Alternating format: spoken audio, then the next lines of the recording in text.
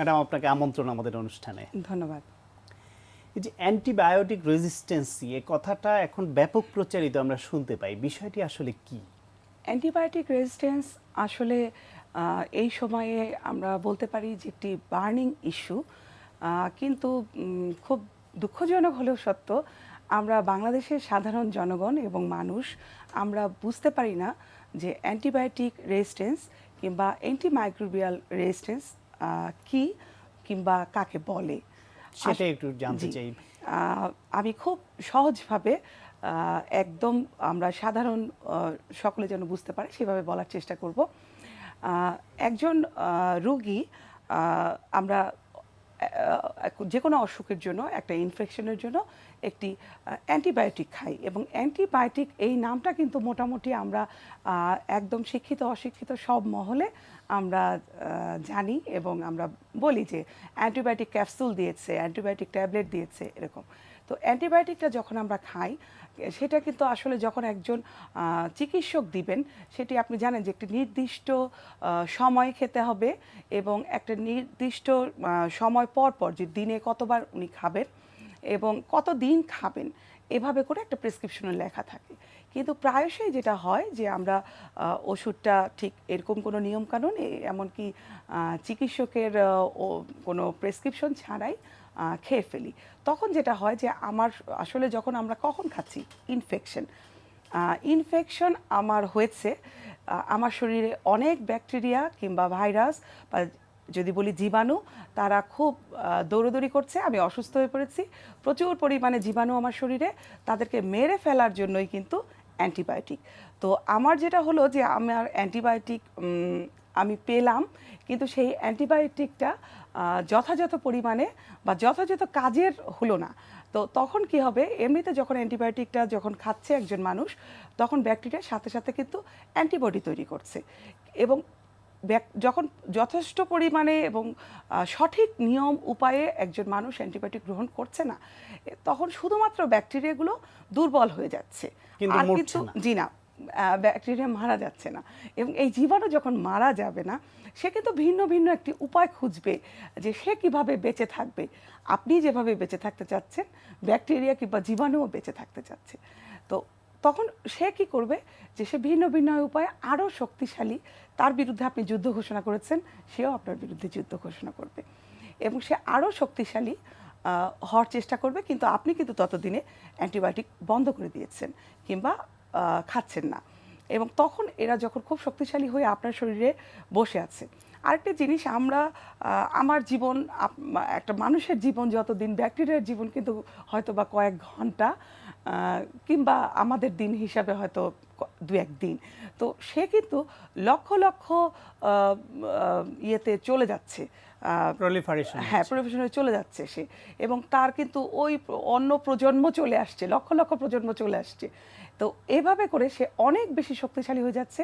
এবং আরেকটি ব্যাপার, আপনার অ্যান্টিবায়োটিকটিকে কিন্তু সে চিনে রাখলো, এরপরে যখন আপনি এটা আমার শত্রু জি দিবেন, তখন সে কখনোই আর কাজ করবে না, এবং খুব ভয়ঙ্কর কোনো ইনফেকশন কিংবা অসুস্থতায় আমাদের চিকিৎসকদের হাতে সেই রোগীর জন্য কোনো অ্যান্টিবায়োটিক থাকবে না, এবং সব অ্যান্টিবায়োটিক রেজিস্ট্যান্ট হয়ে যাবে, অকার্যকর হয়ে যাবে, এবং খুবই একটি ভয়ঙ্কর পরিস্থিতির দিকে আমরা চলে যাব। একজন মানুষ, যেটি আপনি বলছিলেন যে অ্যান্টিবায়োটিকের বিভিন্ন ডোজ থাকে, যে এই অ্যান্টিবায়োটিকটা 8 ঘন্টা পর পর খেতে হবে, কিংবা এটা 12 ঘন্টা পর পর খেতে হবে, কিংবা এটা 24 ঘন্টা পর পর।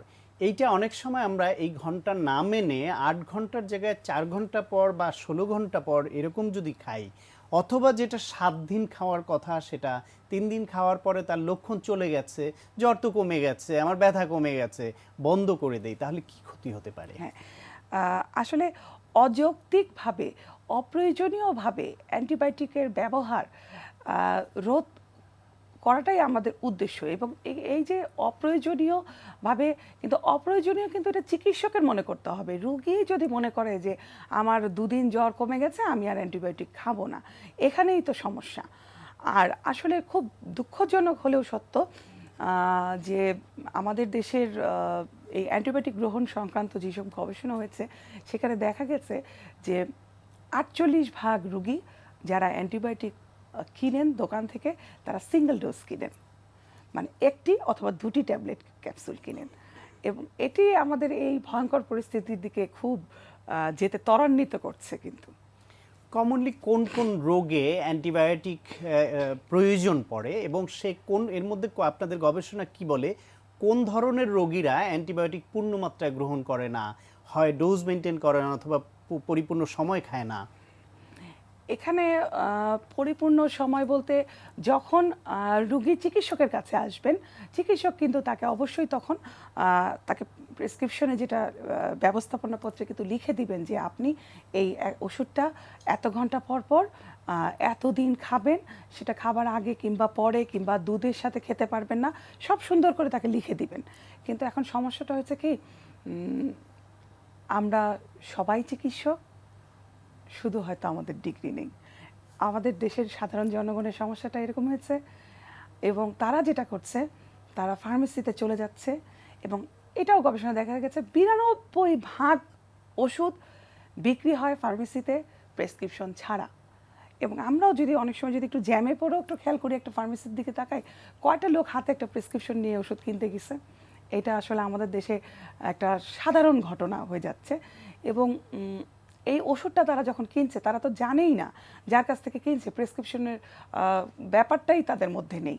এবং ওই পল্লী চিকিৎসক কিংবা আপনার ওইখানে যে ফার্মেসির যে ভদ্রলোক তাকে ওষুধটা দিচ্ছেন, ধরেই নিলাম যে একজনের বারবার টয়লেট হচ্ছে, ডায়রিয়া কিন্তু আসলে আমরা ধরেই নিই বিশেষ করে বাচ্চাদের ডায়রিয়া, যেটা ভাইরাস দিয়ে হবে, এবং রোটা ভাইরাল ডায়রিয়া বলি আমরা এটাকে।